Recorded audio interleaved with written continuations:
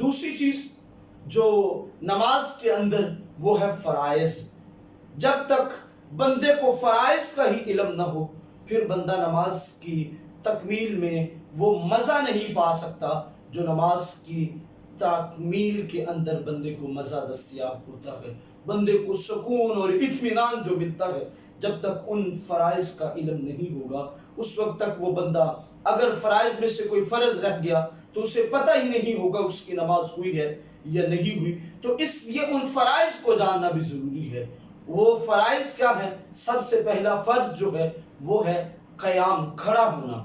جو بندہ اللہ نے اسے کوئی عذر لاحق نہیں کیا، وہ معذور نہیں ہے، تو پھر اس کو چاہیے کہ وہ بندہ کھڑا ہو کے نماز ادا کرے کیونکہ یہ ایک فرض ہے. اور اگر کسی کو کوئی عذر لاحق ہے، وہ کھڑا نہیں ہو سکتا، اس کی ایسی مجبوری ہے کہ کھڑا ہو تو گرنے کا خدشہ ہے، تو شریعت اسلامیہ پھر معذور کے لیے رعایت رکھتی ہے. پھر اس کے لیے یہ رعایت ہوگی کہ وہ بیٹھ کر کسی چیئر پہ، کرسی پہ بیٹھ کے نماز ادا کر سکتا ہے، وگرنہ قیام فرض ہے. دوسرا فرض قرات ہے. اب قرات کے اندر کیا چیز ہے؟ اب قرات کے اندر قرآن مقدس میں سورہ فاتحہ اور کوئی 3 آیات کی مقدار قرآن مقدس سے کوئی چھوٹی سورت ساتھ ملانا یا 3 آیات کی مقدار کو تلاوت کرنا یہ لازم ہے. یہ دونوں واجب ہیں اور ان کی دونوں کی آپس میں جب تک ملایا نہ جائے انہیں تو اس وقت تک نماز مکمل نہیں ہوتی. اگر کسی کی سورہ فاتحہ رہ گئی تو جب تک سجدہ سہو نہ کرے گا نماز مکمل نہیں ہوگی. 3 آیات کی مقدار تلاوت نہ کی تو پھر بھی سجدہ سہو جب تک نہ کیا نماز مکمل نہ ہوگی. مطلق قرات فرض ہے اور یہ اس کے 2 اجزاء ہیں، سورہ فاتحہ اور قرآن مقدس کی 3 آیات کی مقدار یا کوئی چھوٹی سورت پڑھنا. تو دوسرا فرض قرات ہے. اور تیسرا فرض کیا ہے؟ رکوع کرنا.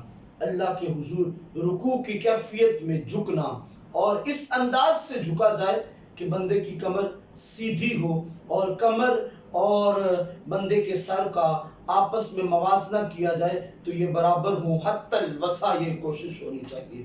یہ تیسرا فرض ہے. چوتھا فرض سجود ہے اور سجدے دونوں جب تک نہ کیے جائیں گے اس وقت تک نماز کی تکمیل نہیں ہوگی.